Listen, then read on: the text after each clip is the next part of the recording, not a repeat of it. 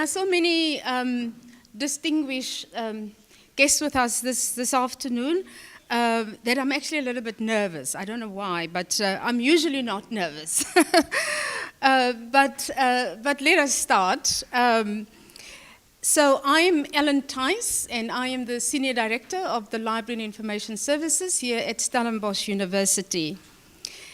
Distinguished guests, colleagues, students, and friends, it is my great pleasure to welcome you to Stellenbosch University Library for the launch of the new Unity Movement collection.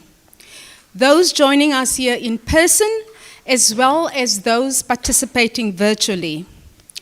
I'd like to give a special word of welcome to Professor Nico Koopman, who is representing the executive management of Stellenbosch University, as well as Dr. Leslie van Rooy, who is our Dean of Students and also a member of the Rectorate. Dr. Therese Fish, she is a Vice Dean at the Faculty of Medicine and Health Sciences, and she is also a member of the Council of Stellenbosch University. Other SU staff and students who are here this afternoon. Then I'd like to also give a special word of welcome to the President of the New Unity Movement, Dr. Basil Brown. Then, of course, the person whom we have been working over the last couple of years very closely, and I think at some point I was wondering whether he actually has an office now here in the library, Dr. Ellen Zinn, Professor Denise Zinn. I'd also like to give a special welcome to Professor Sean Viljoen, who is a former professor in English here at Stellenbosch University, who will be facilitating a panel discussion this afternoon featuring Prof Crain Soudien. He is an academic and educationalist. He will be online, I understood. Professor Lungisile Ntsebeza. He is a sociologist and emeritus professor at the University of Cape Town. Ms Felicity Titus, she is a lecturer in education at the Cape Peninsula University of Technology. And Professor Corinna Sandworth, and she will be online as well. The program, as you probably would have noticed, will also include poetry readings. The New Unity Movement was an intellectually rigorous and non-racial opposition movement that challenged segregation and apartheid throughout the 20th century. Although, and some might argue about that, it never attained the prominence of other liberation movements and perhaps received less public attention. Its ideas profoundly influenced generations of activists, teachers, and political thinkers. This makes the preservation and highlighting its legacy all the more important today.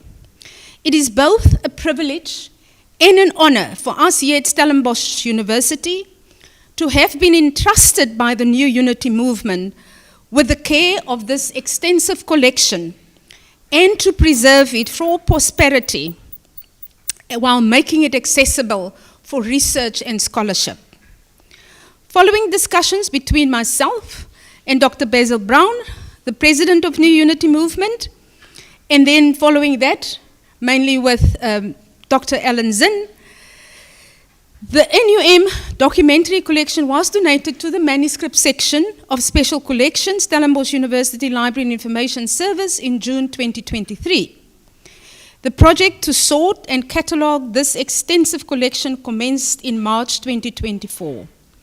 The significance of this collection lies not only in its documenting the history of the New Unity Movement, but also in contributing to a broader understanding of South Africa's political, social, economic, and educational history. As a body of primary source material, it enables more nuanced and balanced research also within the special collections here at Stellenbosch University Library and Information Service. The intrinsic value of collections such as these lies in their accessibility to local and international academics and scholars whose research and publication enrich the growing body of scholarship reflecting South Africa's history. The collection will be housed alongside other important manuscript collections focusing on apartheid-era legislation and policy, which provide valuable contextual support. These include the Frederick van Zyl-Slabbert Collection, the Institute of Democratic Alternatives in South Africa, IDASA Collection, the South African Debt Crisis Collection from 1985 to 1986, and the Willie Adams Collection.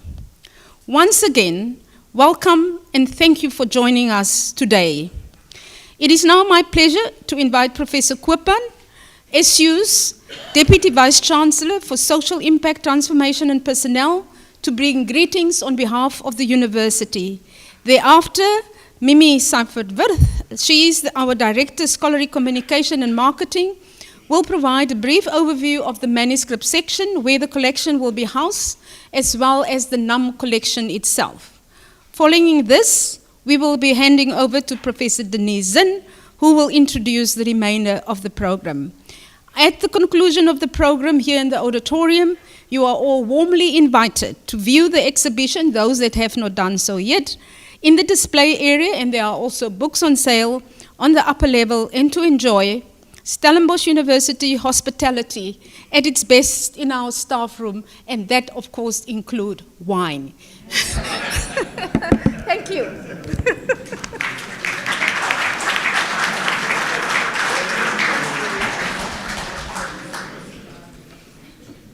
Good afternoon, colleagues. We have a Faculty of Military Science in Saldanha, and there I learned that if you're the second speaker, you can simply say, I stand on the protocol of the senior director. I stand on Ellen's protocol. It is really Friday afternoon, and when I walked in here and see the colleagues, I was energized. And then I remember what the doctors say, you know, your body might be tired, men, but the adrenaline is high. And I feel the adrenaline is high. This is a great event. It is my pleasure to welcome you also on behalf of our rector, Prof Deresh Shram-Juggernath, and the rectorate. Prof Deresh is currently traveling on university business. I would like to say that we receive a gift tonight at this university. It's a gift that will help us with at least two of our central aspirations and quests as a university. Dr. Basil Brown and colleagues of the New Unity Movement, our first quest is that Stellenbosch wants to be truly one of the intellectual homes of a democratic South Africa. We must say this university was perhaps the most prominent intellectual home of apartheid, and we are on a journey to really be one of the intellectual homes of a democratic South Africa. That's my first remark, the first quest. And the related second quest is that we would like to be a university that contributes to the fulfillment and the embodying of the South African Constitution. And we know this year the Constitution is 30 years old. And we know various intellectual and cultural and even religious traditions contributed to this Constitution with its Bill of Rights. We at the university integrated the vision of the Constitution into our transformation policy. We namely say Stellenbosch University wants to contribute to to being an institution and to help build a society where dignity reigns supreme, where there is justice for all, where there is healing of all wounds for all, where there is freedom for all, and where there is equality for all. If you go to the Faculty of Medicine, you will see they have it clearly stated there if you enter This is our vision of being a faculty, and this is the type of society we want to help build. Faculty of Law, a work of art in front of the building with the specific vision. So these are our two quests. And we know that the new unity movement helped us to reach the constitution that we currently have. And there are some distinctive contributions of the new unity movement. The emphasis on non-racialism, the emphasis on building a society of humanism, of dignity. Secondly, the new unity movement, I think in my reading, and I'm here to learn a lot tonight also from the panelists, is to say a definite no to morally unacceptable compromises. Compromises, societal compromises, political compromises, economic compromises that does not stay true to justice to all. The new unity movement, I think, helps us to say, let's work for social liberation and justice for all through democracy. And then the very important emphasis, the intellectual labor of the new unity movement. I think this movement taught us to say we will not fulfill the 3 sets of rights in the Bill of Rights without hard intellectual labor. If we look at the tradition of the new unity movement, through education, through academic work, through hard intellectual labor, the challenge posed to us by this movement was always to say, move from vision to policies and to practices that advance justice for all. Don't settle for intellectual laziness.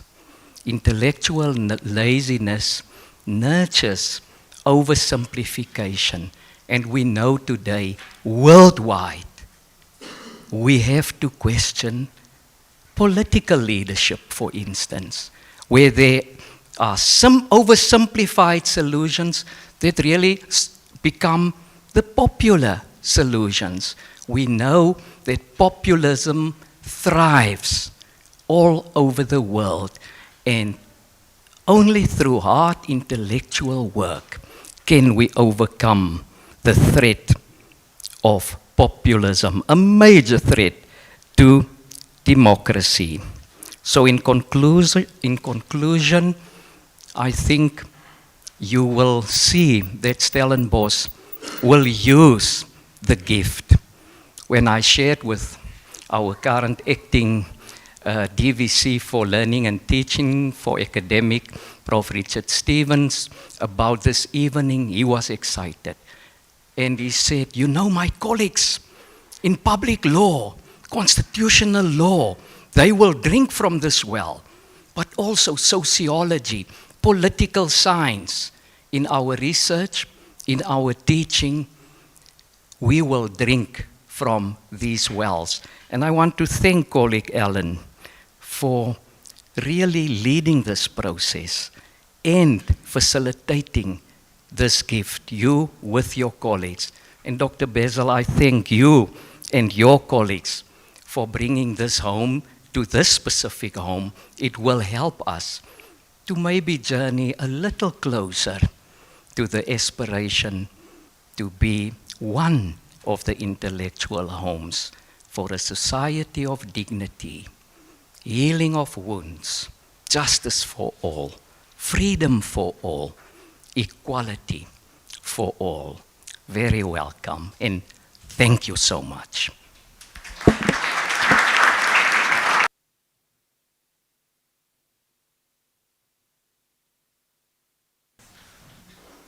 Good evening. As Ellen mentioned, I'm just going to give a short background about the manuscript section, and I will be very, very brief because you didn't come here to listen to me. So the manuscript section, which forms part of special collections in the library, was established in 1967 already, when it became clear to librarians that manuscript collections and documentary heritage collections needed to be handled differently to book collections in terms of sorting, indexing, preservation, and eventually access.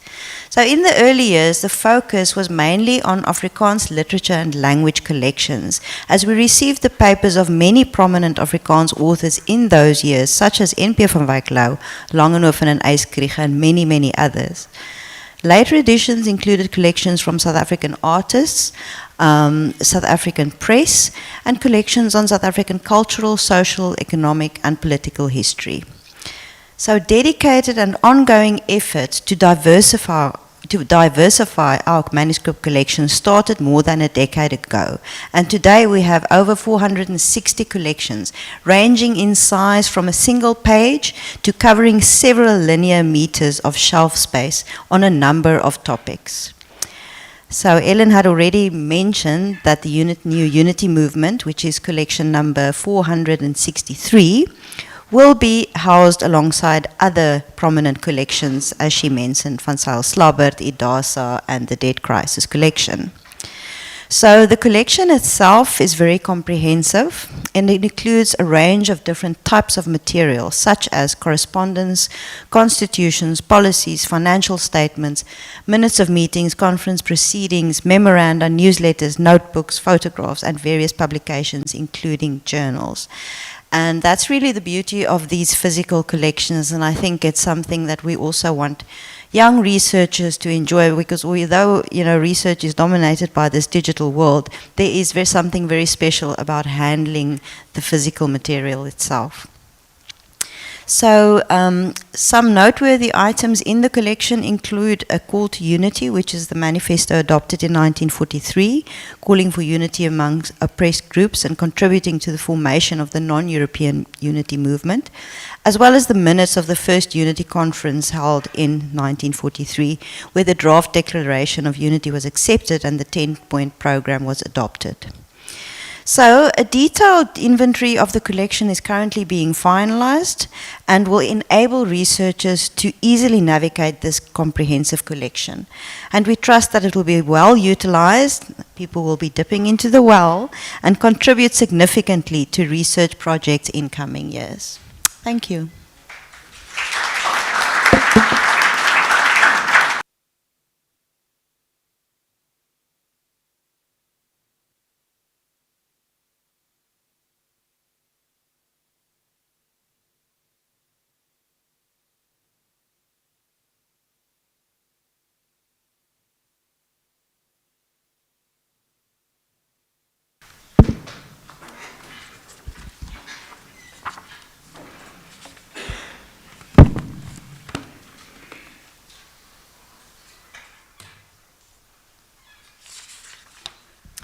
Thank you. Good evening, Molweni.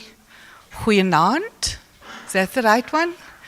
Thank you very much to all of you for being here this evening. I'm Denise Zinn.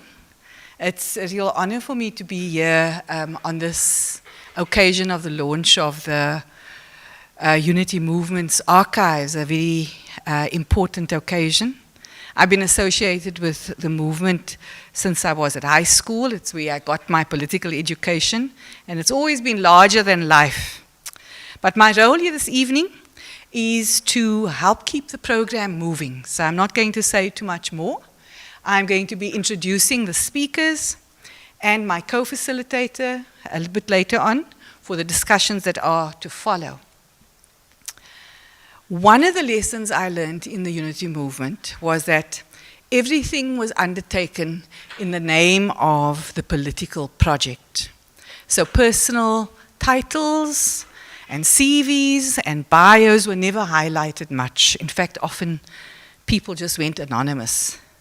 So upholding that tradition, we will keep the introductions brief.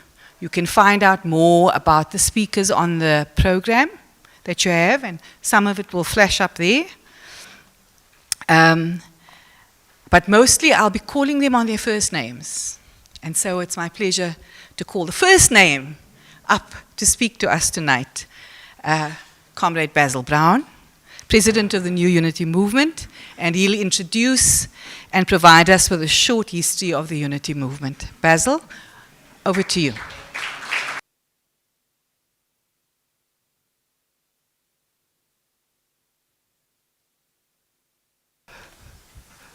Thank you for that introduction, Denise, brief as it was. Let me start by saying, and on behalf of the New Unity Movement, thanking the university for accepting our archives and displaying it in the way it has and setting up the exhibition that you saw outside there.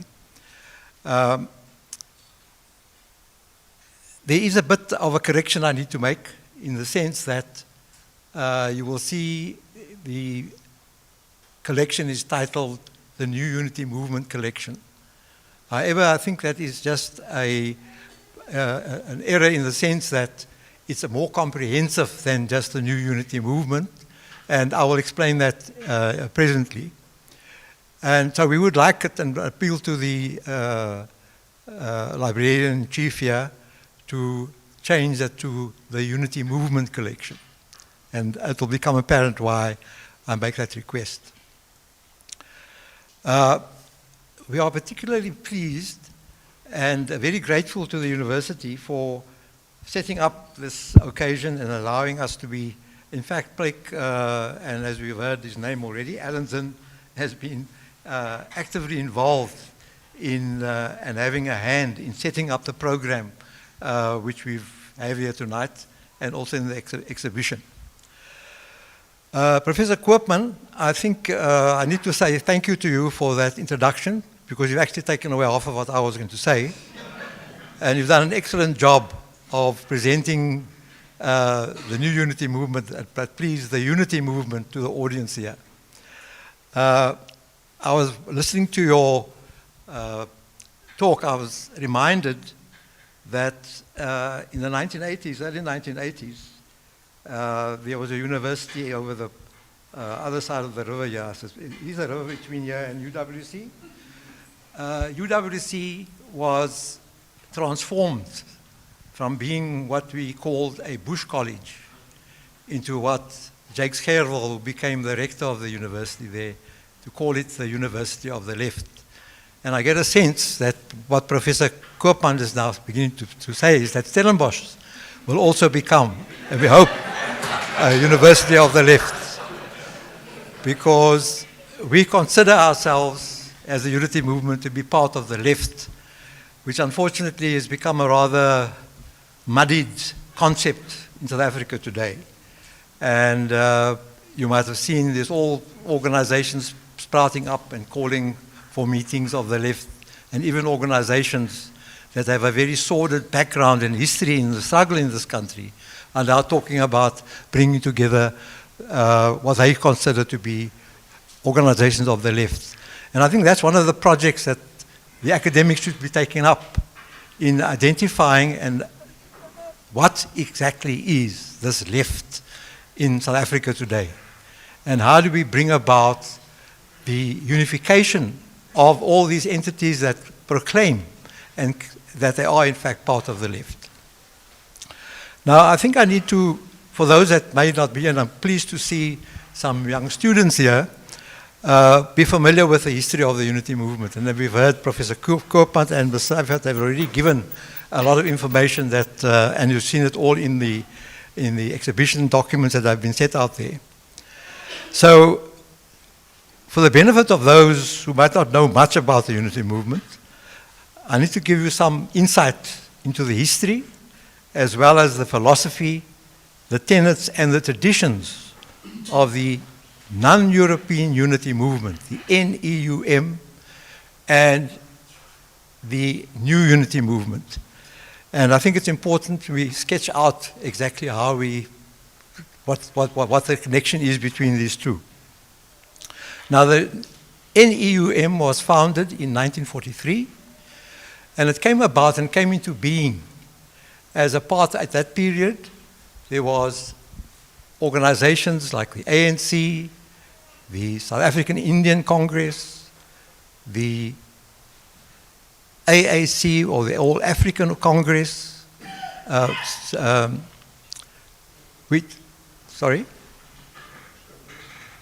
All African Convention. I'm sorry, thank you very much.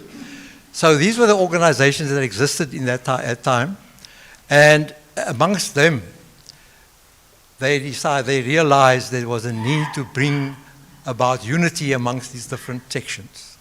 And you'll also know that each of these organizations represented a section, or one section or another, of the oppressed communities in this country. So, for example, you had the ANC representing the Africans, you had the AAC, which is also predominantly an African-based organization, you had the South African Indian Congress, which represented Indians, and you had the anti-CAD, the Anti-Colored Affairs Department movement, which supposedly represented so-called colors. Now, the attempt to bring about the unity of all these different organizations culminated in the formation of the non-European unity movement in 1943. Now, I mention this to make the point that two of the entities that took part in those discussions, namely the ANC and the SAIC, they were party to the discussions, and they had agreed in principle to the idea. However, once it became clear about what the objectives of this NEUM was going to be, the ANC withdrew its participation because they didn't agree with the concept of non-collaboration, which, as you will hear and as you've heard, is a cornerstone of unity movement policy. The South African Indian Congress, on the other hand, withdrew because they felt that they weren't interested in the franchise as being important, not being more important than the interests of the merchants in their ranks. Now, because the SAIC withdrew, there were other members of the SAIC who didn't agree, and they formed the Anti-Segregation Council. And it was the Anti-Segregation Council which then became constituted as part of the NEUM. And we saw the ASC, Anti-Segregation Council, were dissidents, in effect, from the SAIC. So they then came together and they formed the Non-European Unity Movement, the NEUM, in 1943.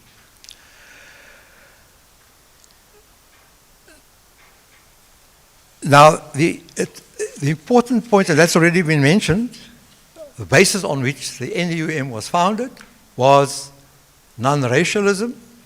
And again, that is a contested concept in this present day still, where there are people who don't quite understand what non-racialism means, in the sense that there is no such thing as race. And that was a foundation of a principle in the unity movement, that there was only one race, and that is the human race. And any other entities or organizations that based themselves on multiracialism, in fact, accepted that there is such a thing as race, and that you could use race as a defining feature of people. The other important principle that the NEUM was based upon was the policy of non-collaboration. Non-collaboration being a refusal to participate in structures and in entities created by the state. And so that became a cornerstone of the unity movement's policy. The third one was the idea, and linked to the concept of non-collaboration, was a policy or a tactic of the boycott as a weapon of struggle. So these were key elements in what became and formed the foundation of the NEUM at the time.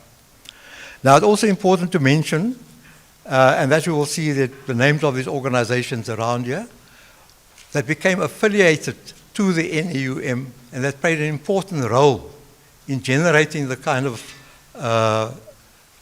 ideas and projecting the philosophy and the tenets of the unity movement in the form of, first of all, the Teachers League of South Africa, the TLSA.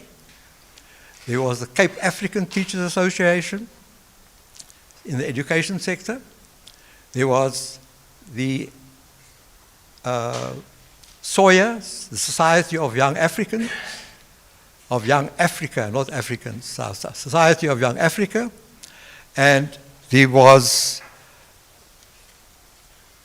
the NEF, which stands for the New Era Fellowship, was a very important structure and organization based here in the Western Cape that actually gave birth to the ideas that went on to be formed, underpinned what the policies were that the NEUM adopted. And linked to them was another organization that is perhaps not as well known, and that was the Progressive Forum in Johannesburg, mainly based in Johannesburg. But each of these organizations became affiliated to one or other of the three sections that made up the non-European unity movement. So, an important element in the program, or that I forgot to mention, in the policies of the NEUM was the 10-point program. And I've already mentioned that the South African Indian Congress refused to be part of the NEUM because the first point of the 10-point program is the full franchise. And they didn't think that the franchise was more important than the interest of the merchant class members that they had. Then another important idea that came out of this, an idea of non-racialism, was the idea of building a single, undivided nation in this country. And that led to this slogan, "We build the nation." So that became the sort of lingua franca, if you like, of the NEUM. Now, the NEUM operated as such until 1962. And what happened in 1962? The Nationalist Party government banned all the officials of the NEUM, including all the officials of the affiliates, including the editors of the official newspaper of the NEUM, which was the Torch, as well as banning all the other organizations outright, like the ANC, the PAC, etc., were banned outright. Now, that's important because before that event of 1962, the NEUM underwent a split in its ranks. And the split occurred in terms of the interpretation of certain of the policies, but there were a whole list we've identified a number of factors that led to the split and what influenced the split. But the important point is that it resulted in the creation of two entities, both of which call themselves the NEUM. Now, that one section, under the leadership of I.B. Tabata, formed an organization called ABDUSA, the African People's Democratic Union of South Africa, Southern Africa. They then went into exile in 1962, and they formed and reconstituted themselves as the Unity Movement of South Africa, UMSA. Now, the other section that remained behind was the section which operated basically underground in the form of organizations like the Teachers League, the civic associations, and of course the fellowships. So these were and so on a personal note, I became a member or became recruited into that section through my involvement with the South Peninsula Educational Fellowship. I subsequently also became an associate member of the Teachers League of South Africa. So therefore I found myself a member of this section, not knowing, and this was the NEUM, and not realizing that there was another entity calling itself the NEUM, which turned out to be what became Abdusa and UMSA. So we now move forward, and in the early 80s, those people that were involved and split into two sections realized that the ideas, the principles, and the policies of the NEUM were still very relevant in the context of the struggle in this country. And they decided that they needed to bury the hatchet, as it were, and come together. And that was led to the formation of the New Unity Movement. So that's where we come from.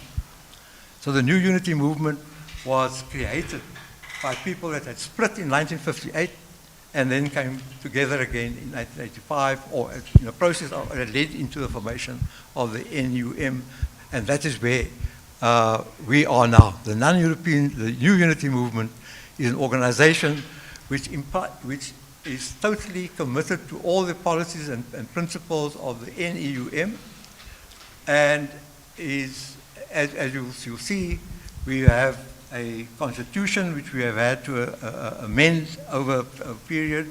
The 10-point program is still the key document that we subscribe to. And I must also mention that in that context, there's another organization that is operating, particularly in the Western Cape, and that is Abdusa. And they were also part of the initial discussions that took place that led to the New Unity Movement being formed. But they wouldn't go along with the adoption of the name New Unity Movement. So they've remained as Abdusa. So the fact of the matter is they have exactly the same principles and policies that we have, but unfortunately we don't see eye to eye in total. So I just want to make a few comments about the fact of the archives that we've now brought to Stellenbosch. And that's got a bit of a history as well, because as the NUM, we became aware and realized that the history of the new non-European unity movement was either being distorted or not being properly projected by academics largely. But even within our own ranks, we weren't quite clear what was going on and how it came about. And that led to us come to the realization that we needed to look into our archives. And we got this stimulus to take that further through the formation of a structure called the NAIX at the Fort Hare University. And that is the National Heritage and Cultural Studies Center. Was established at Fort Hare in 1998. Now it's interesting because the organization that dominates the political scene in this country is, of course, the ANC. So the ANC was instrumental in the Minister of Education at the time was a man called Bengu, who actually encouraged the formation of this study center so that they would have a place to secure their archives. So the NAIX was actually established predominantly to provide, as they also did at UWC, with the Maibuya Center, to have house the archives of the ANC. But NAIX was established on a broader basis in that it invited, or it set itself out to be and provide a repository for all organizations that were part of the liberatory movement to deposit their archives there. And so in 1998, we participated, we were invited by NAIX, and that was when we started our own collection and made our first deposit at Fort Hare in 1998. Now, however, we soon realized that because of its rather inaccessible position based there in Alice in the Ciskei, and the fact that they had no intention of digitizing any equipment, our documents, we decided that we needed to become more look for more other centers to accept our documents. And in that light, we actually then approached all the universities in South Africa, except Stellenbosch. Because at the time, obviously, Stellenbosch, Professor Koopman was still, you know. So in any case, that's the background to that story. We came, and I must, already it's been pointed out, Ms Ellen Tise has been the main driver of getting our archives deposited at WITS, at Mandela University, at Rhodes, at UWC, and at UCT. So all of these universities have collections of our material. This happens to be the largest at Stellenbosch. So Stellenbosch is now starting on a very good footing in that way because it has the largest collection. But I can also assure you that there is still a lot of other material that we still need to bring here, if you will accept it. And just a little anecdote about the problem of archives. We try to collect, obviously we would go to all the old members and find out, do you have any documents, any records? And to one's dismay, discover that many people actually just destroyed it or gave it away or otherwise got rid of it. So it wasn't accessible. And even ourselves as an organization, we failed to keep our own documents, mainly because we didn't have a storage facility for that. And I think this is a lesson that one has current day organizations have to learn, and that is got to be part of your activities, and that is to retain whatever records you have and have developed so that it can be used at a later date. And just as a matter of interest, one of the projects that we were involved with in trying to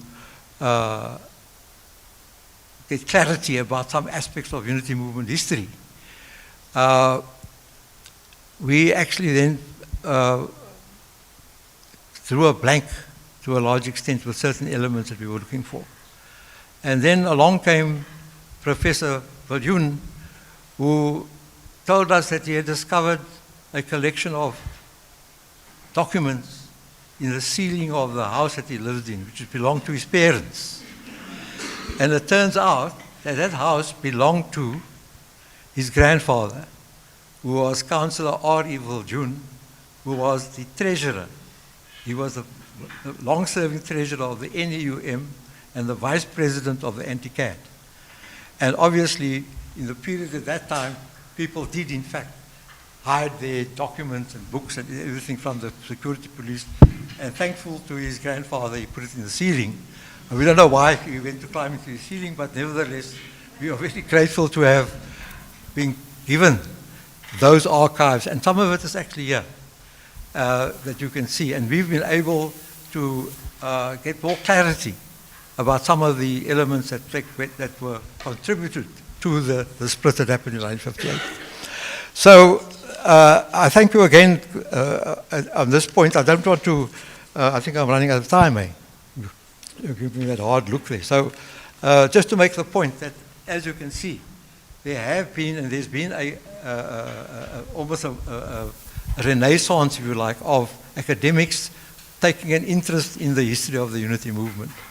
And as you can see, some of the books that are there, that are on display, have been written from dealing with aspects of the Unity Movement's history. And the most two recent ones that we've come across is Professor Crain Soudien has written The Cape Radicals, which is a study of the NEF, the New Era Fellowship. Then there's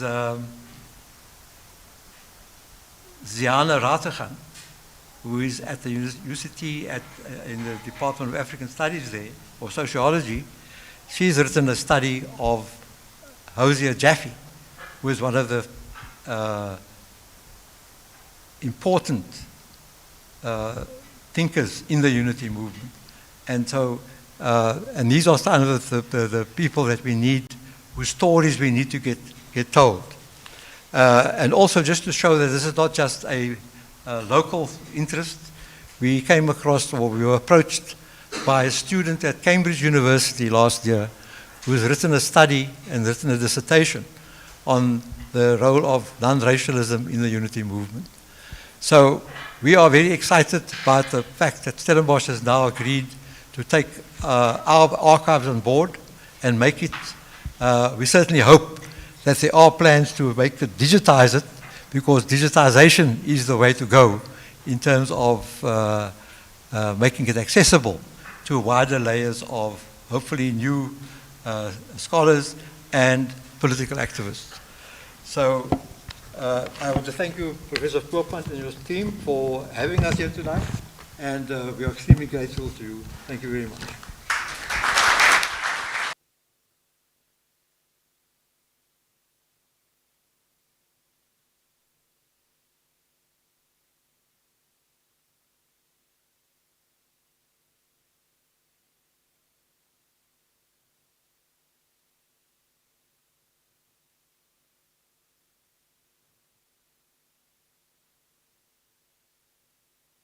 Ms Ellen, is that you forget to thank the people who came before you. So I'm going to belatedly thank you, thank Prof Koopman and Mimi for your beautiful introductions to start off the program this evening. Please forgive me. It really set the tone for this evening. Thank you so much. And for the work that you've done. So by way of segue to the panel discussion that's going to come next, the unity movement cadres and comrades all had a certain way with words. If any of you knew any of them, they had a way with words. They were weapons of struggle in so many ways. Soapboxes and huge rallies were not the main stages for these politicos to spread their message. The repressive constraints of the period would not allow this to happen with impunity. The analyses were deep, required critical thought. Slogans easily chanted were not enough. And amongst them were some who took these words into the fine art of poetry. One of the leading lights of the movement was Victor Wessels, who used this talent in ways that could both influence and subvert.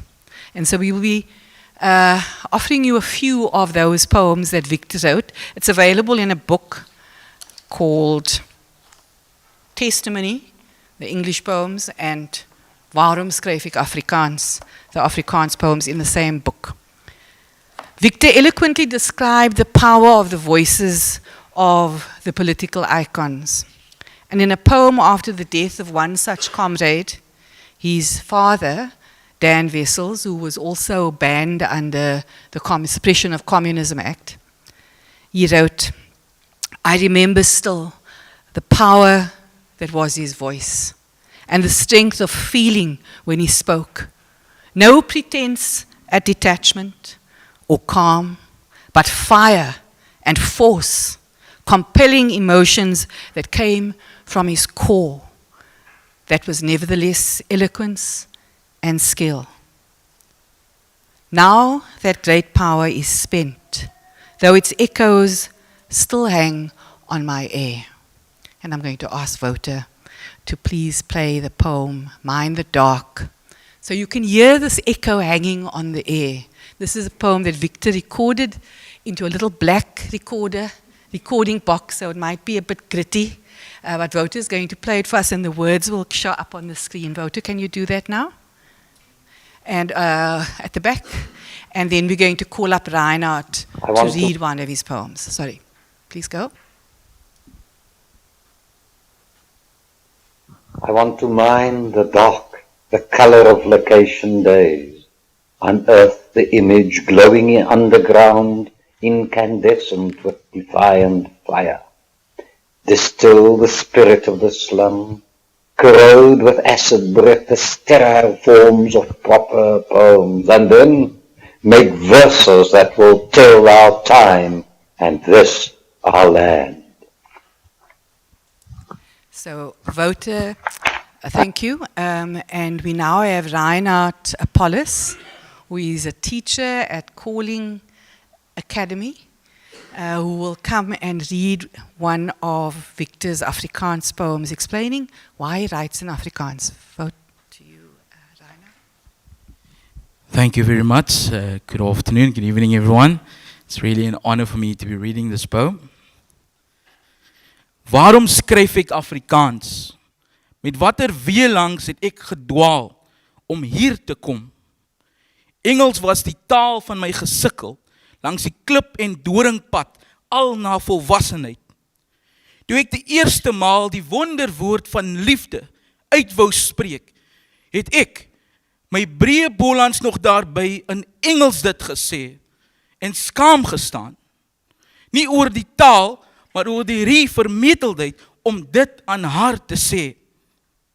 Ek het die eerste keer van woordmusiek geleer by Keats se Murmurous Horns of Flies on Summer Eves. En stadig aan het die glorie van die Engelse woord vir my oopgegaan. Na Marlowe en John Donne was ek nie meer dieselfde mens. Hoe kon ek nog dieselfde wees na die verbuisterende besef dat woorde leef en lewe skep? Selfs nou, na alles en nog wat, na Breitenbach en André Brink se dae in Parys, De Vries se bedevaart en etiket op verskeie koffers, na al die toere sê dit juffrou se dagboek, as ek wil lees, dan lees ek 'n normale gang en net voorkeur van selfsprekend Engels. Hoe is dit dan dat as ek skryf, skryf ek nog sonder dink en heel tevrede ook meermaals Afrikaans? Het dit te doen met vroeë dae op die plaas, nog voor ek by die 2-man skool my eerste les gekry het? Of stam dit uit die jare van my jeug, toe die taal was van ons maats, of later nog, toe dit die taal was van my taak? Is die taal en ek nou so geïntegreer, dat ons mekaar nie meer kan skei? Of is die motivering effens meer gecompliseerd? Is dit onbewus tog doelgerig, verfyning van die wraak, om die geloofsbelydenis te doen, om oorlog te verklaar, hul valse goede aan te val, juis in die taal, wat hul self geëien het. Baie dankie.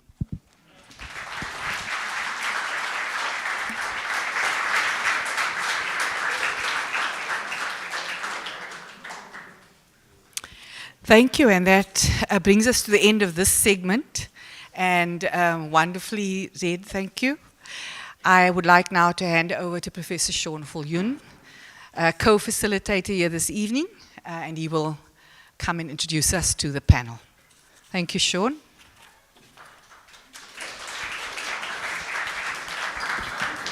Thank you.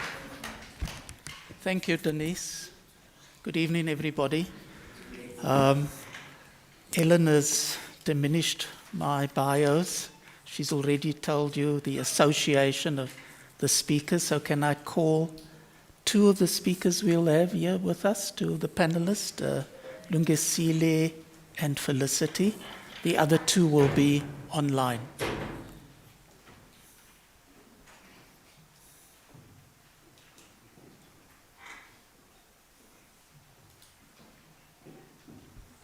And Basil, of course, will join us.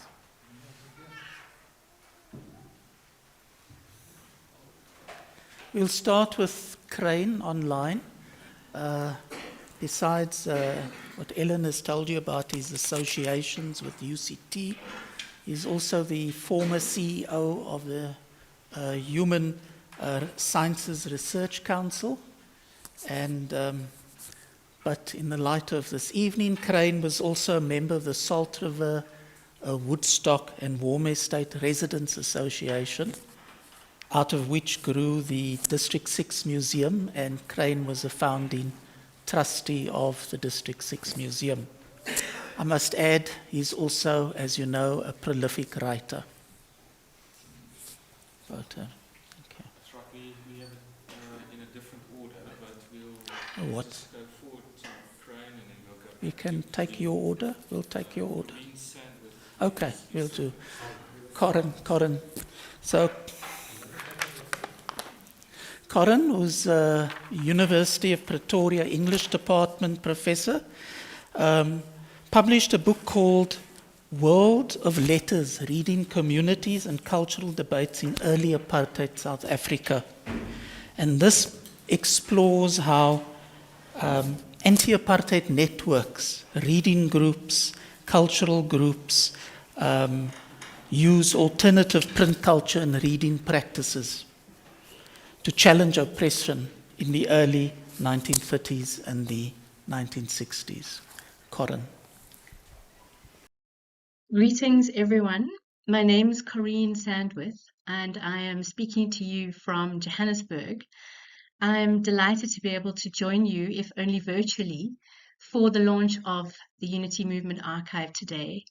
And I want to congratulate everyone for all the work that's gone into this project, and also to thank Ellen Zinn for inviting me to be part of this celebration.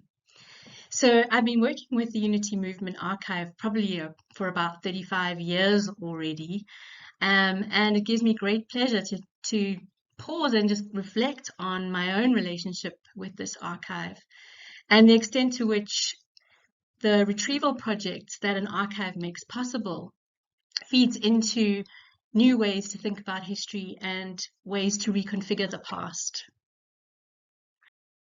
What brought me to the Unity Movement Archive was this magazine, Trek, styled as a fortnightly critical review. It was edited by maverick Afrikaans journalist Jacques Malan and his very patient sidekick Lily Rabkin, also a journalist. It was launched in the late 1930s. It gained notoriety in the early 1940s for its left-leaning, irreverent, somewhat jaundiced perspective on South African political and economic affairs. And it was in this magazine that I discovered a whole corpus of writing by someone called Dora Taylor.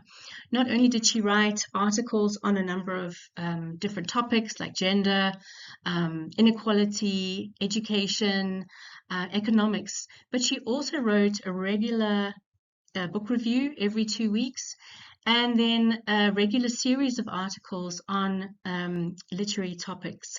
So for me, this was an incredible find, a massive repository of critical engagement around literary cultural questions, but even more interesting was the fact that it was written from a Marxist critical perspective. It was an approach that grounded literary texts within historical and social context, which was something that university departments at the time were not particularly interested in at all. So here was a woman writing Marxist literary criticism 30 years before it emerges in South African universities in the 1970s. So of course I had loads of questions. Who was this person? Where did she come from? How did she land up being influenced by Marx? And that started the journey,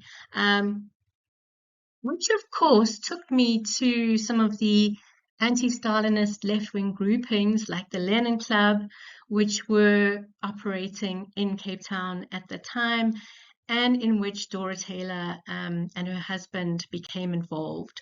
So Dora Taylor, originally born in Scotland, comes to South Africa with her husband, who has a job as a psychology professor at UCT, and becomes involved in various Trotskyist or anti-Stalinist left-wing groups, ultimately becoming associated with the Workers' Party, which was formed in 1935, but more importantly, involved in the activities of the New Era Fellowship, to which she gave lectures on various literary topics. So one important thing to note is that although her interest in literature was fairly traditional, she did lectures on 19th century Russian novelists. She looked at British novelists from the 19th century, Dickens, and also writers from France, Balzac, Zola, and so on. She was also really interested in what was going on in the South African literary scene, and therefore was also one of the first people to embark on a reading of South African literature, by both Black and white authors, from a Marxist perspective. So Dora Taylor was fairly well known as the controversial author of its revisionist history, The Role of the Missionaries in Conquest, which was produced under the auspices of the non-European unity movement. But what she is less well known for is this contribution in terms of literary critical debate. So the retrieval of this archive of literary criticism, the lectures that she gave to the New Era Fellowship, the cultural groups that she was involved in, all of these interventions and archival traces change our understanding of South African literary history. It is conventionally understood that Marxist literary criticism emerged in the 1970s, but this corpus of work changes that perspective, helping us to understand that there was a continuity of interest in Marxist literary ideas and not some kind of sudden emergence of Marxist thinking in the 1970s. So for someone on the hunt for traces of cultural debates, traces of intellectual histories and public interventions, it was a very short step from the New Era Fellowship, the lectures that Dora Taylor gave on literature, the debates which these provoked, to the non-European unity movement more generally and to the various publications with which it was associated. So the Torch as its mouthpiece, an incredibly important archive, not only in terms of its political interventions, but also because of the cultural debates it fostered, the Citizen, the Sun newspaper, and also the Educational Journal, which was the Journal of the Teachers League of South Africa. So a reading of this print culture archive makes a very important point, and that is the extent to which in Southern Africa in the early 20th century, culture was understood as a significant site of struggle. It was the ground on which many political debates, many political arguments, many kinds of positionings took place. So a reading of this archive suggests the extent to which culture and politics were imbricated, were connected, and which were understood as being related at the time. Point to some of the four main areas in which we see the connections between culture and politics. And the first is a tension in the unity movement and associated groups between what Ben Keyes called the cult of respectability and what he would have advocated for as a better option, being a culture of resistance. And this basically points to the conflict over political strategy between those who advocated a more moderate assimilationist model and those in the unity movement who were pointing to the futility of that approach. And this kind of tension between respectability and resistance emanated in a certain kind of rhetorical style, which became characteristic of the unity movement, a certain kind of ebullience, a certain kind of extravagance, a certain kind of virtuosity in terms of register and rhetoric, which has come to be very closely associated with the unity movement and a kind of marker of their irreverent and satirical politics. So that's the first thing, respectability and resistance. The second thing are debates about cultural access and whether or not to participate in segregationist cultural activities. This was a very hot topic. A lot of articles and interventions in the public sphere are around refusing to participate in segregated, racially segregated concerts and the like, and frequent calls for access to culture. So the third area that I'd like to point to is the emergence of a tradition of ideological critique in the various fora associated with the non-European unity movement. This was an approach to literature which refused the fiction of the politically neutral text and wanted to engage with text as political articulations of various kinds, however contradictory or unresolved those might be. So in this sense, the Unity Movement archive also shows us the way in which culture and literature become sites of political debate. They are kind of entry points for discussing broader political and social questions. Therefore, literature not approached as some kind of separate sphere, sequestered and sealed off, but rather approached as part of political and social interventions.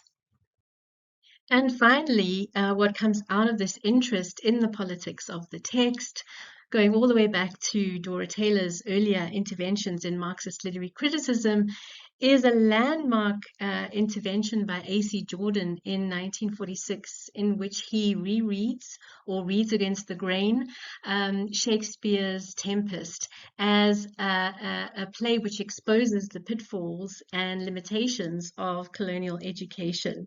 So this very early post-colonial reading of Shakespeare is striking for the ways in which it simply ignores or blurs the boundaries between political and literary exegesis, and in that way brings the world of literature and culture into direct proximity with and dialogue with the social and political issues of the day. So this is one of the many legacies of the Unity movement that this archive will be able to acknowledge and celebrate in the future. And thank you so much for this opportunity. Wishing you all the best. As Ellen has said, Lungisile Ntsebeza is a Emeritus Professor of African Studies at the University of Cape Town, and he also holds prestigious chairs in Land Reform and Democracy, and also the A.C. Jordan Chair in African Studies. What's very interesting for me about Lungisile's interest in the question of land in South Africa, it stems from him growing up in Kala in the Eastern Cape, where he was immersed in community-based, struggle-aligned reading and study groups. Lungisile. Thank you. Thanks, Sean. And good evening. I think it's better not that I stand here, otherwise if I sit, I can't see other people, and obviously they can't see me too.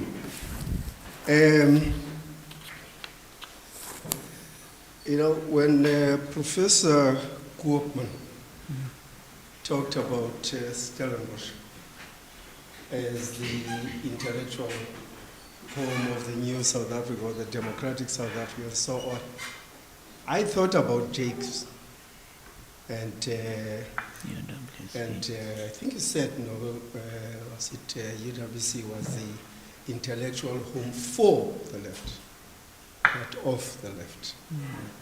And but I also thought about Stellenbosch, and the fact that if you are going to present Stellenbosch as the intellectual home of the new South Africa, you shouldn't forget a small aspect of its history.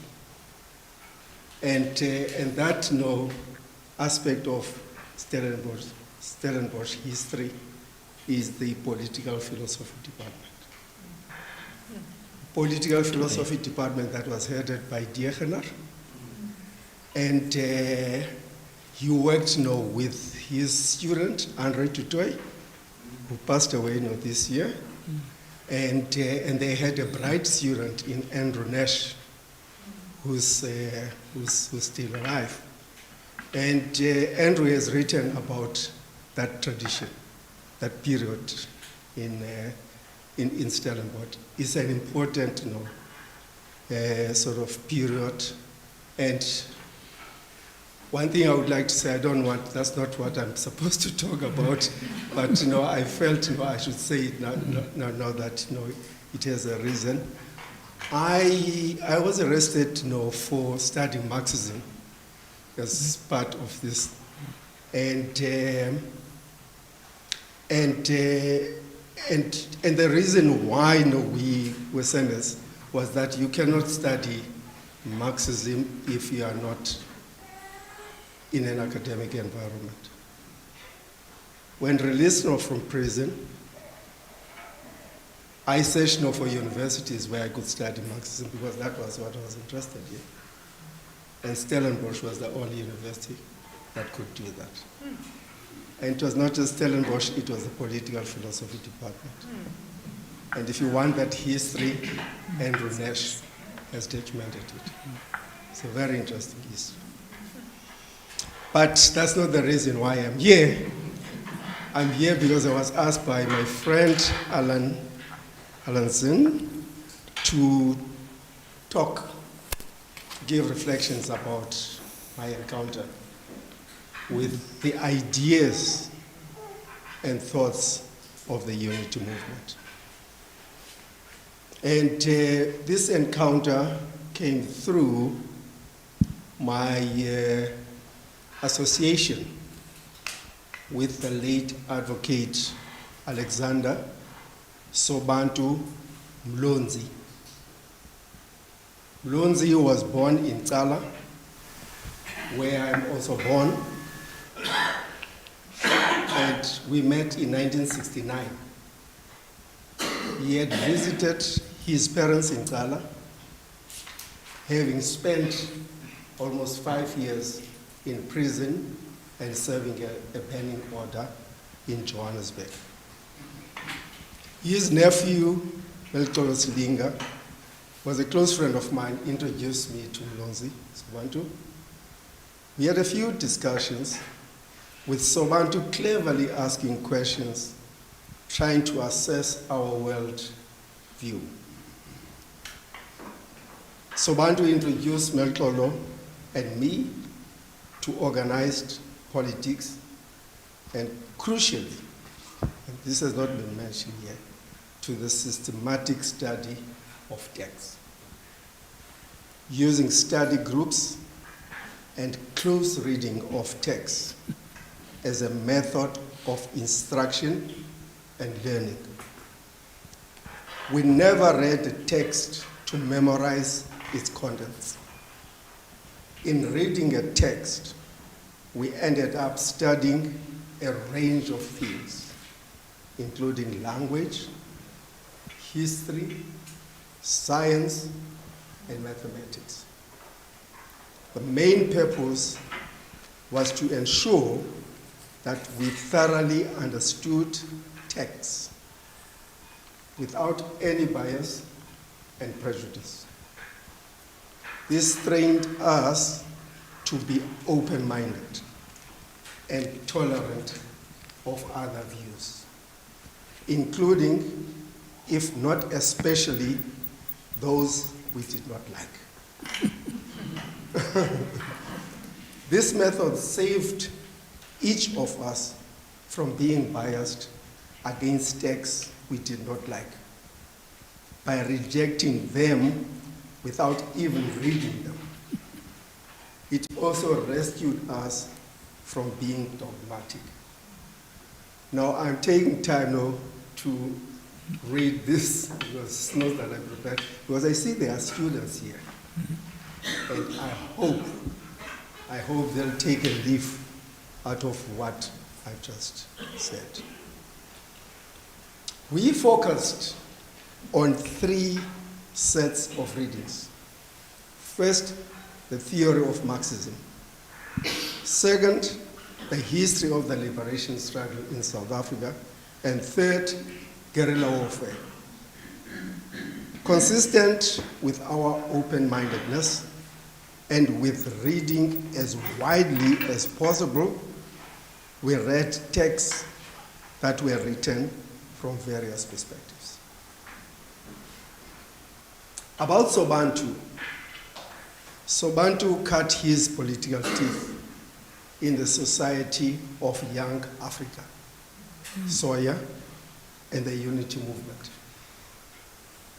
When he was a student at Lovedale College in Alice, Edigeni, he proceeded to the then University College of Fort Hare, and this was in the mid to late 1950s.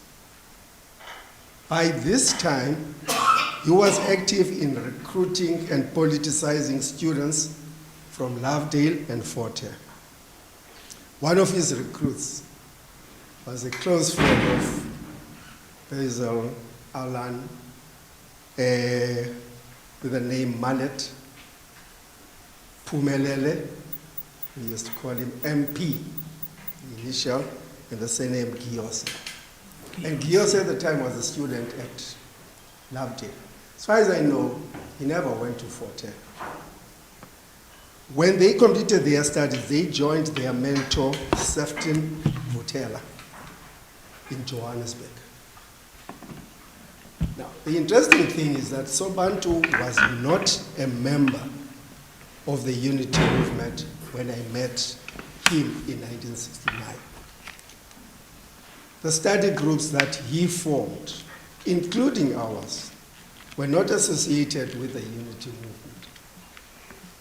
He wrote a pamphlet, Organizational Tasks, in which he expressed his criticism of the unity movement. Pitifully, I am battling to find this document. And I hope Alan will do his job and get it. I'm not sure about the details. Oh yeah, it has always, I've also been told, I think recently, it might have been Basil, that the Johannesburg group under the leadership of Vutela was expelled from the unity movement. And once again, I do not have the details why they were expelled and so on. Unfortunately, Sobantu didn't share these details with me. And MP, I wanted to ask MP about this, but there was a bit of sensitivity in asking these questions to MP. They were together with Sobantu Mlonzi, and there was a bitter, almost acrimonious sort of arguments that took place in Botswana, which led to Sobantu preferring to come back to South Africa, apartheid South Africa, rather than stay with his comrades in Botswana. However, having said that about Sobantu not being unity movement and so on, I would like to suggest that the ideas and thoughts of the unity movement were indelible in him. One of the standard texts that we read over and over again in the history of South Africa was Tabata's Awakening of the People. He loved the text. We read it alongside Time Longer Than Rue, written by Edward Rue, and Walsh, a liberal who wrote a book on black nationalism in South Africa.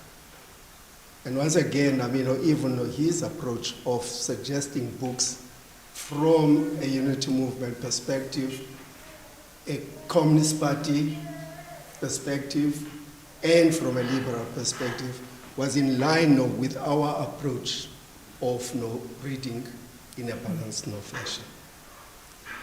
And if there are teachers here or people who are advising the Minister of Basic Education, who is revising, that's what she says, the syllabus and so on, I think that books like The Awakening of the People should be standard texts.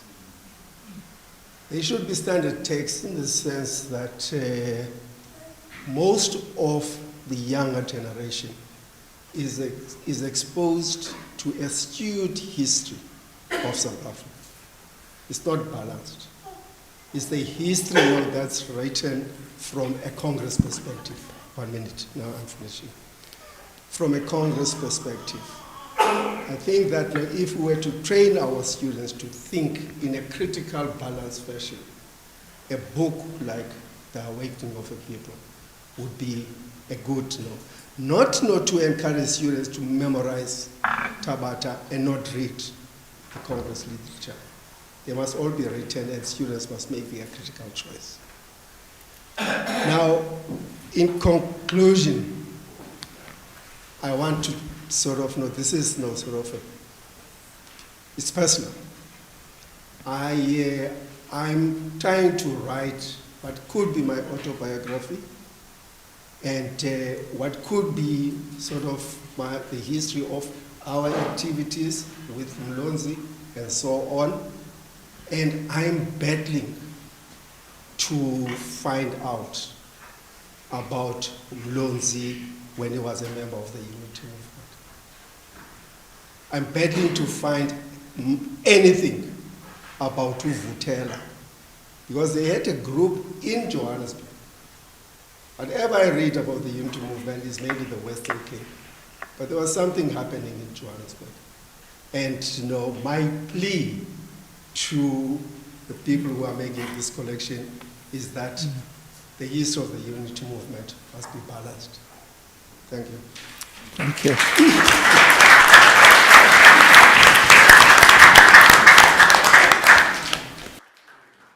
Thank you, Corin.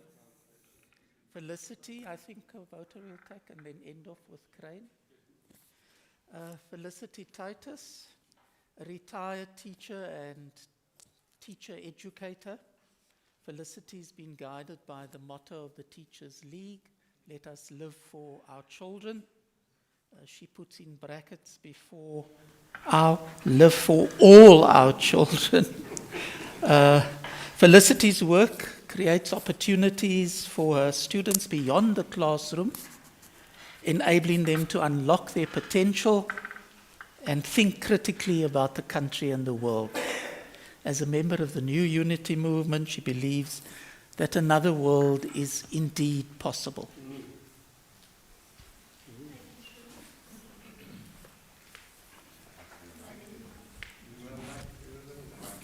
Yeah. I think it's on. Good afternoon, everybody. Thank you for this opportunity. The question posed to me was through which vehicles, arenas, or areas did you prosecute the work under the banner of the Unity Movement? Now, there were many such vehicles and areas.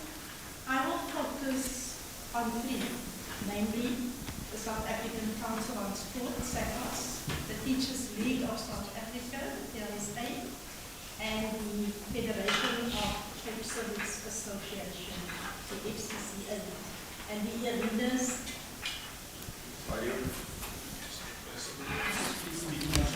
Is it on?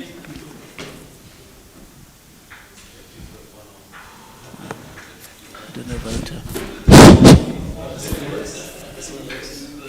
Thank you. Can you hear me? Yes. Better? Thank you. And the arenas in which these three organizations operated, namely education, sport, and civic activities. It was in SACOS during debates on racism and fashioning the double standards resolution that we helped each other understand that race is a socially constructed concept or device in order to divide and rule, and more fundamentally, that it is a pillar to prop up imperialism. Currently, if we look at the genocide in Gaza, then we can understand the extent of the barbarism of believing in racism and othering. In South Africa, the emergence of xenophobia is deeply troubling. Practicing the double standards resolution clarified not working the machinery of one's own oppression. It was a time of sharing ideas, resources, our homes with visiting sports persons, activists, and administrators. Sadly, today, sport is becoming more and more expensive and exclusive. Because of course, policies, principles, strategies must be lived and practiced. And that is normally the messy part of the story. So explaining to your family and friends and colleagues why you are embarking on a consumer boycott, or why you are boycotting a venue for a family function that requires an apartheid permit, or why children in your neighborhood could not practice non-racial sport was never easy. Yet, those were opportunities used to find one's voice and to articulate the political message. Because racism was so deeply ingrained in society at the time, self-reflection was demanded. It was an ongoing requirement and often a very uncomfortable conversation with oneself to test your own inherited assumptions and your own social conditioning. Presently, with racism still so prevalent and pervasive, those inner conversations should be intentional and deliberate at this time. Contesting worldviews on campuses between SACOS and the National Sports Congress, the NSC, and the TLSA and the South African Democratic Teachers Union, SATU, also caused deep divisions. At that time, it was the TLSA motto, "Let us live for our children, for all children," even those students who booed you out of the hall during lunchtime discussions. That became our guiding principle. We recognized the necessity of engaging in activities beyond the classroom, and that is why I'm so delighted to have these students here today, so that we could better understand the social realities confronting our students.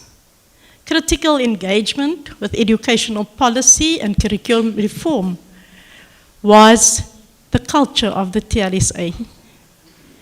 This gave us both a language and a framework through which to engage with both students and staff members.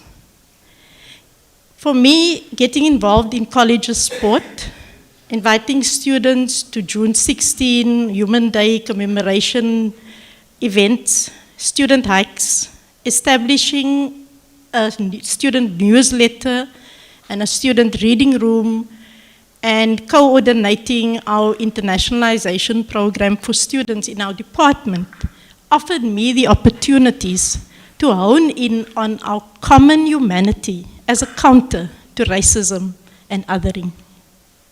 Campus spaces also enabled us to distribute TLSA and Unity Movement literature.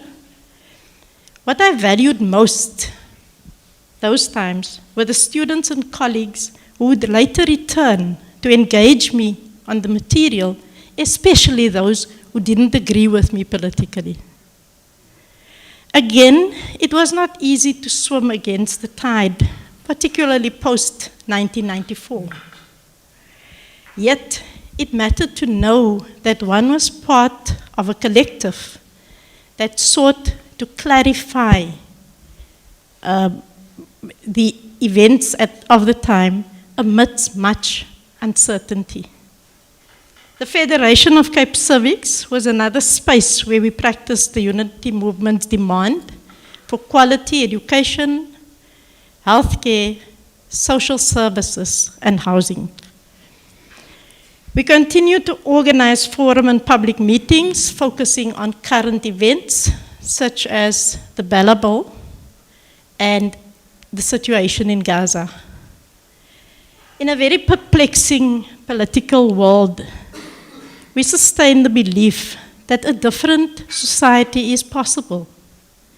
It challenges dominant narratives that normalize complicity in one's own oppression and seeks alliances with like-minded organizations committed to democratic grassroots struggle.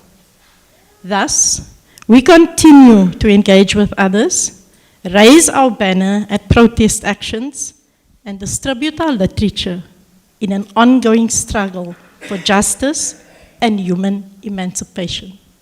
Thank you so much.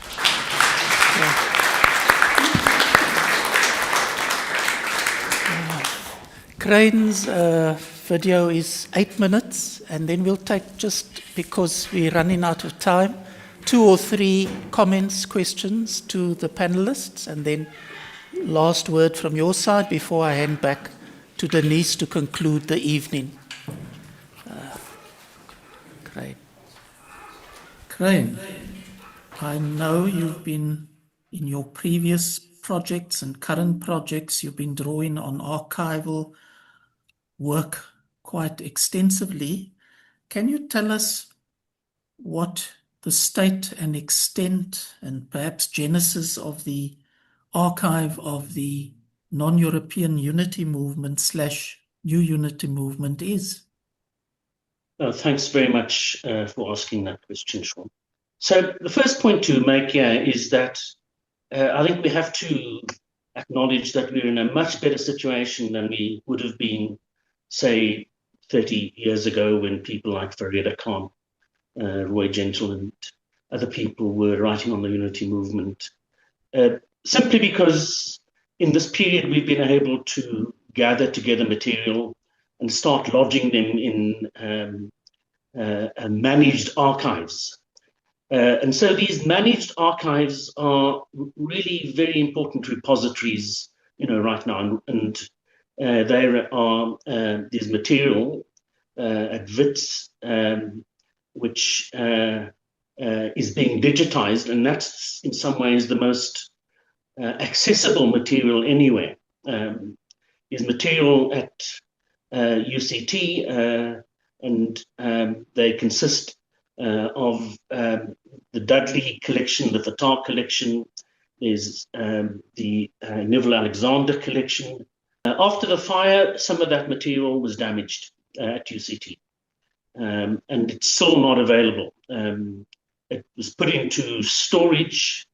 I don't know if it's been retrieved yet. Some of the stuff is currently available for use, but not the full scope of it. The material at NMU and at Fort Air also very valuable. The Fort Air material consists largely of the collections donated by Reg Feltman.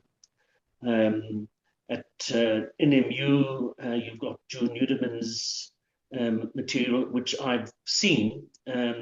It's not extensive, but there's important stuff there. And there's together now with what is unfolding at Stellenbosch, I can say that there's a fair amount of stuff. There was an attempt, or it still is an ongoing attempt by the New Unity movement to collect archives which had been with Helen and Norman in this very ambitious project that Anwar Nagia tried to get off the ground, and that would have been a really wonderful set of resources. From what I know and from what I gather, that there is still a whole lot of work to be done there with that stuff. And then largely just to say to you that I have regularly people coming up to me and telling me about stuff that is in their personal possession. Their parents, things that their parents are holding on to. Pardon me. Amongst the most significant of that are the materials of Edgar Maurice, Owen Combrink. And I know a little bit about the excitement that we, particularly at the District 6 Museum, had in being able to access Owen stuff. Sorry. But we need to talk to Mark Combrink about getting closer to that. I don't know how well the Maurice stuff is, but there's a lot of stuff that is there. And it's also a very valuable collection which takes us deep into the Cape history going into the 1930s and so on. Not comparable in some ways to what the ANC can talk about, but it's a start which I have found pretty useful. I've had access to stuff, Sean, that you had discovered. So I think that, as I said, compared to where we were a little while ago, we're in a much better situation. Thanks. A last question, thank you, is what to your mind is the importance of this archive, not just as an archive, but perhaps also for what it can do to help us think through our current situation? Well, I keep being reminded, doing this work which I am doing, about how, in some ways, vulnerable the telling of the story of the left in South Africa is, because the scale of this dominance of the dominant narrative is absolutely extraordinary. The fact of the matter is that during the 1940s and going into the deep 50s, the unity movement was as significant in thinking about the future of South Africa and the struggle as was the ANC at that time. You go and read these dominant narratives, and there's a complete silence. There's almost erasure. The necessity now to balance that story is absolutely great. And the people who are beginning to discover this, and I'm quite astonished, by the number of young people who are now discovering the story, and they're discovering it in ways which are full of surprise for them. They are surprised, when they come onto it. But there's difficulty here, because they're coming at it with very little, in some ways, assimilation into what that experience had been all about. And the people who would have been preeminent in all of that have passed on. So they're depending on people like myself. And I know just in talking to them how sometimes they will say to you off guard, but why don't I know about all of this?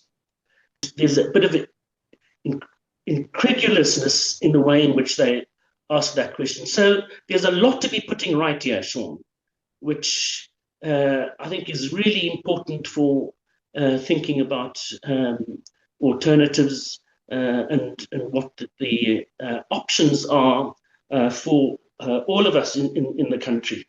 And so it's what Stellenbosch is doing here. We have to be really thankful, and it's really critical that we find ways of being able to tell the story with less of the kind of skepticism sometimes that I gather from people often in whose company I am, having to even defend, what I am doing. So there's a lot of work that needs to be done.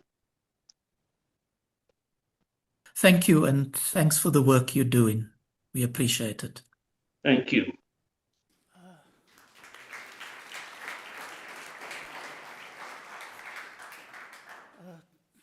Questions to the panel or comments?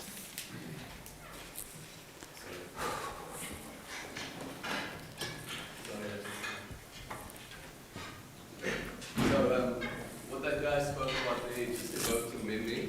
I've got no details specifically, but I was at school matric 1985. I was at I was at Harold Cressy in Matric 1985, and I remember that there was some incident that occurred in the Eastern Cape connected to SACOS, and our school instigated that boycott back then. And it started in the Unity Movement type forums that started the 1985 struggle. And it's amazing because it was eventually usurped after about a year by the then UDF. But it was these little clusters that started it. But I mean, there was no mention about that. So I know I was there back many years ago. Thank you. Thank you.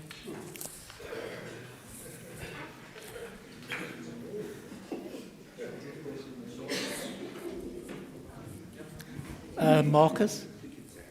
Yeah. Hello, can you hear me? Yeah, I'm Marcus Solomon. I want to thank Ellen for inviting me to be here, but also want to congratulate him for approaching Stellenbosch. Because when I heard it was a Stellenbosch, the first question is, the Unity Movement asking Stellenbosch? Yo! Why not UWC, but that is Bush University. But I think it's a quiet move. We are taking over Stellenbosch. But I also want to thank Professor Nico Koopman for his input, because what he's also saying, we are open now to engage. And let's do that. And when I say us, I mean all of us. Now, when I can, because I joined the Unity Movement in 1959 by the Cape Peninsula Students' Union. But we belong to the other Unity Movement, like Basil. So when I became aware, but there's no two union, which one am I part of? And it was, yesterday somebody was interviewing about that. And I think it's very interesting. But I think it's so, what we are doing here today is part of the ongoing struggle to clarify. But the other thing I want to raise, the Unity Movement, all those ideas came out of an international context. The socialist movement was contesting for workers' power. And I think all these things, the language question, A.C. Jordan, the first time I heard him, was speaking about the language question, but it was in the context of a world movement. In the Ottoman Empire collapsed, the Bolsheviks were engaged in how do we unite this big country, Russia, with different languages. And the same issue applies to us today again. What is the question? What's to be done? And the national question poses that question. And I think it's very important. Reich and I will say, I have archives about all the organizations. But the archives of our people's struggle must still be archived. Communities across the country. We must still tell that story, comrades, in the spirit of E.P. Thompson writing the history of the British working class. But I'm not saying it mustn't be done.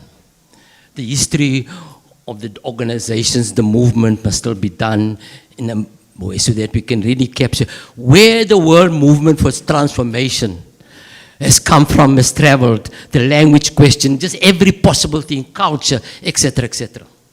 So thank you very much, Professor Nico, for Ellen, for being brave enough to continue struggling and capturing the, what they call it, the high points of our society. Thank you very much.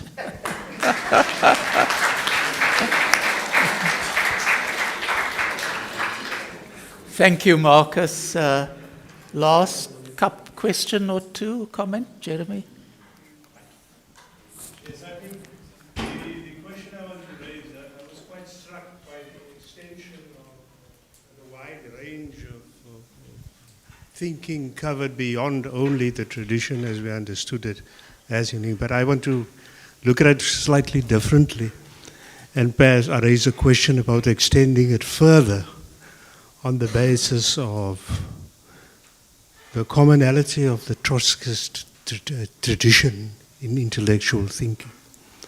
And that perhaps the time of looking at this matter only along the lines of certain groups that we associate with tradition needs to be re-examined in the light of the thinking of, for example, Paulo Jordan, the thinking of tendencies within the movement back then, of which many of us were part, called the Marxist workers' tendency. And that the intellectual traditions that comes from those areas where the thinking of Leon Trotsky was also undertaken. And on the Robben Island, for example, the kind of texts that looked critically at Trotskyism beyond just the classical Stalinist arguments, but because of not having the benefit of what we could get from the archive like this today, many of us looked at it and mentioned and only looked at it in terms of international trends and then abstractly extrapolating it down in what we thought explains interpretations of thinking within the new unity movement or the unity movement for that matter. So one would also, I mean, I'm not saying how possible that is, that such a kind of archive that looks at the underpinning thinking that shaped some of these programs and some of these principles that lies in there to be looked at also with other literature that is available. And if you need, I can assist you with that. Thank you. Thanks, Jeremy. I'm going to hand over to Denise, but before I do that, okay, is there another hand?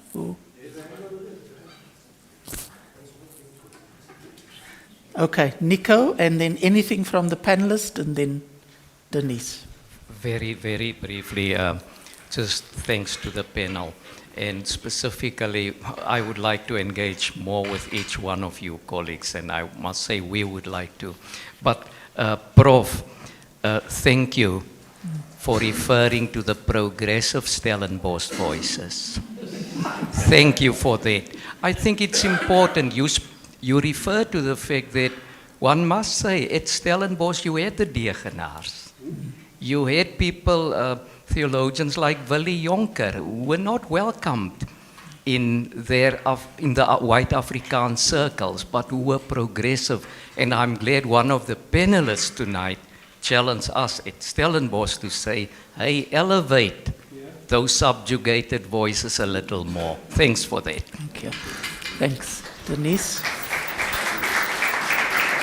Sorry, as I promised the panel, any last word, brief last word from your side? No? No? Okay, Denise. Thank you very much. Thanks so much to the panelists. Thank you, Sean, for facilitating all of that. Let's give him a big round. Thank you for all those insights.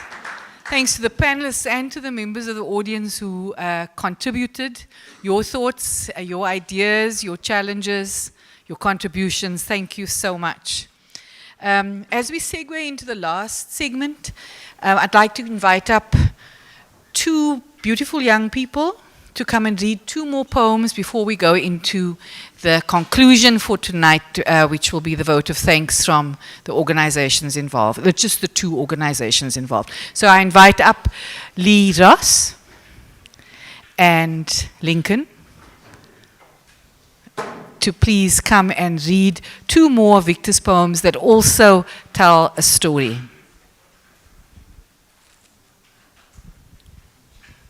Check, check, 1, 2. Today I will be reading Tyrants Fear the Whispered Word by Victor Wessels. Tyrants fear the whispered word that softly goes from ear to ear, that can spread disruption, spell destruction, that can arm the humble and the weak.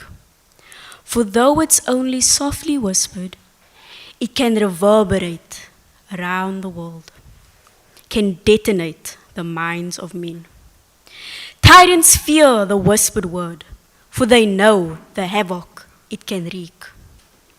Let them tremble, let them fear, for while as yet they stutter, we'll soon learn how to speak. Thank you.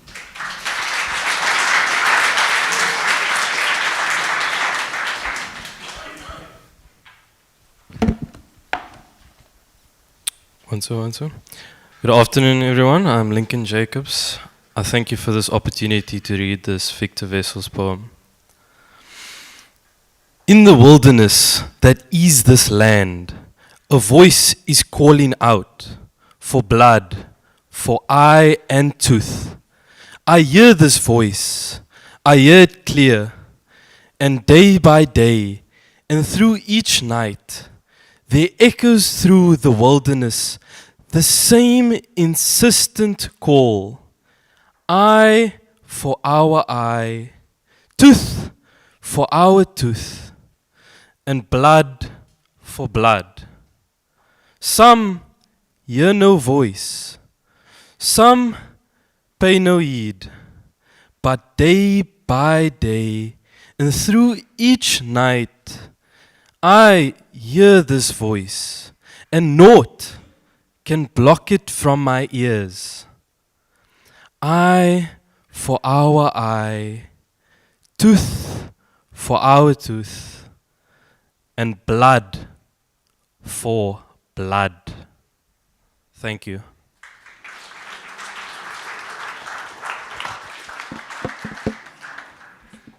Thank you. Thank you to both of them. It gave me chills listening to them. So I want to just thank them for coming up, for being prepared to read and help carry the messages forward. So now on to our last piece of this evening's event.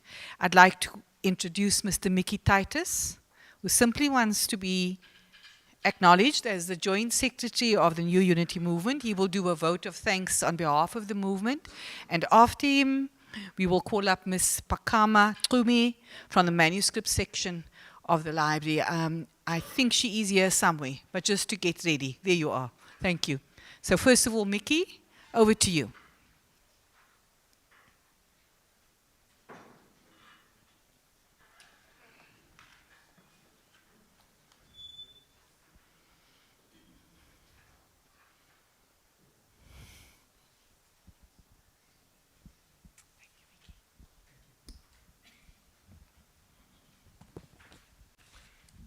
Yes, it's indeed my pleasant task to thank every person and institution involved in this archiving project and the launch event. Our gratitude goes to the University of Stellenbosch, here represented by the Deputy Vice-Chancellor, Professor Nico Koopman, for acceding to our request to have a Unity Movement collection housed at the university.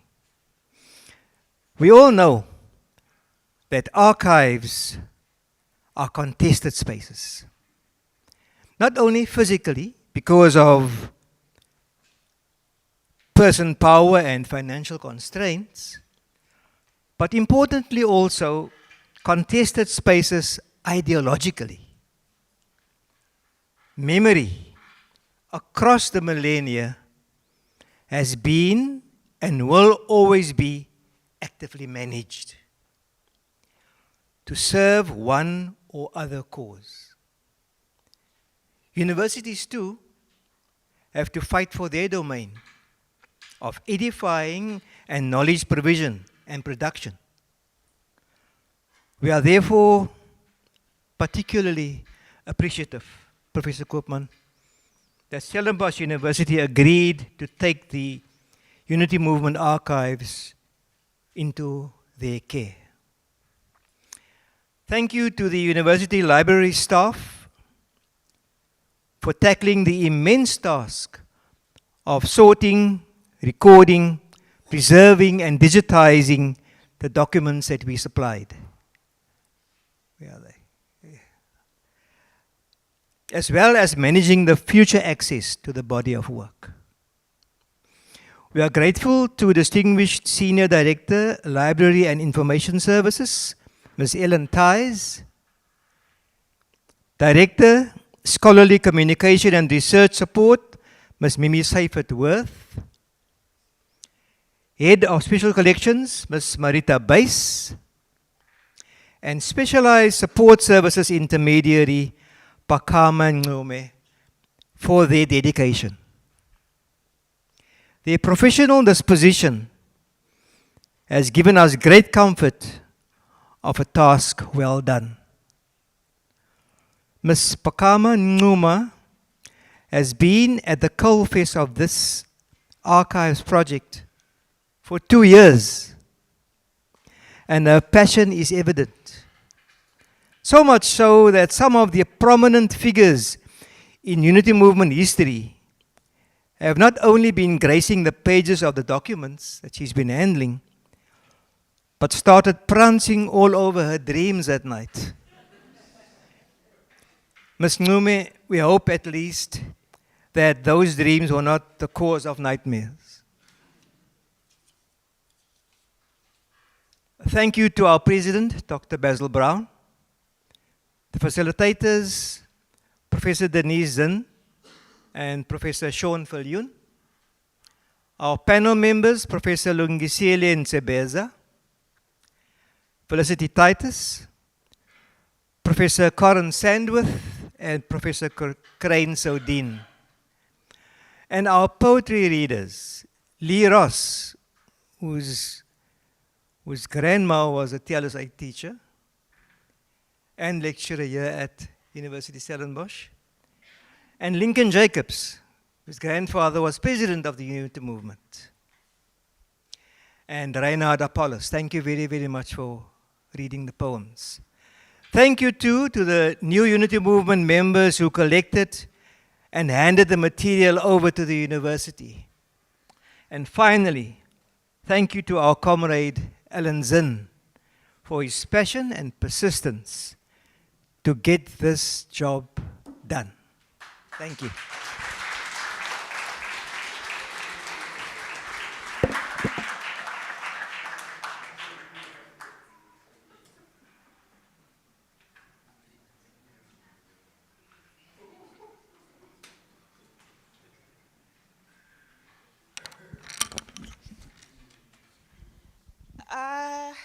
A very good evening to all our honored guests. On behalf of the Stellenbosch University Library and the university, I've been asked to thank you all for joining us on this important occasion. I'll first acknowledge that, as we know, our history is often marked by gaps and silences. Tonight's launch is therefore not only the unveiling of the archive, but also a celebration of the people who contributed to the making and writing of South African history. As we celebrate memory, struggle, and the preservation of histories that continue to shape our present and future, as the university we offer a special acknowledgement to the leadership and members of the Unity Movement and its affiliates. We honor your role in the struggle for liberation, which made this archive possible. This collection stands as an important record of courage, commitment, and political vision for future generations. To our audience, both here in person and online, thank you for being part of this moment and for supporting our efforts to preserve these important histories. Our sincere thanks to Professor Nico Koopman and Ms Tise for the warm welcoming messages, and to Mimi for the overview and setting the tone for this gathering. Thank you to all our honored guests who participated in the program, Dr. Basil Brown, the panelists, facilitators, poetry readers, and all contributors who shared their knowledge and reflections with us today. A special word of thanks goes to Alan Zinn for his dedication and organizational work in helping bring this archive and this event together. You have been an exceptional liaison, and your commitment and support are deeply appreciated. We still have a long way to go. He knows the list is still endless. We thank the head and chairs of departments present here, the academic staff, and all our colleagues, the students here, and the Stellenbosch community at large for being here.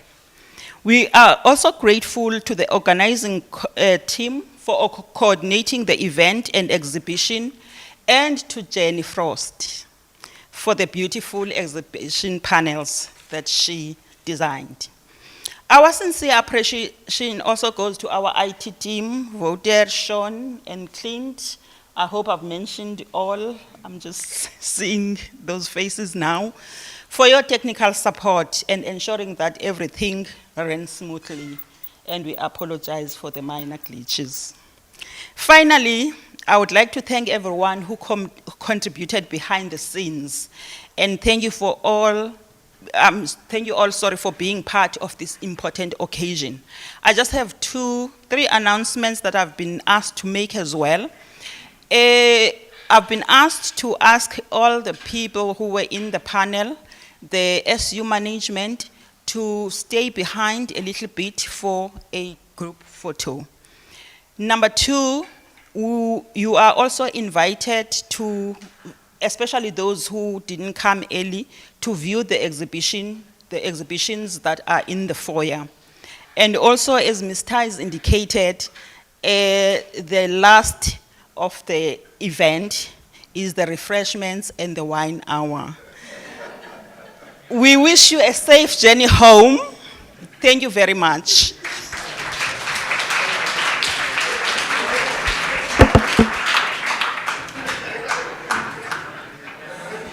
Thank you, everybody. The event is now over.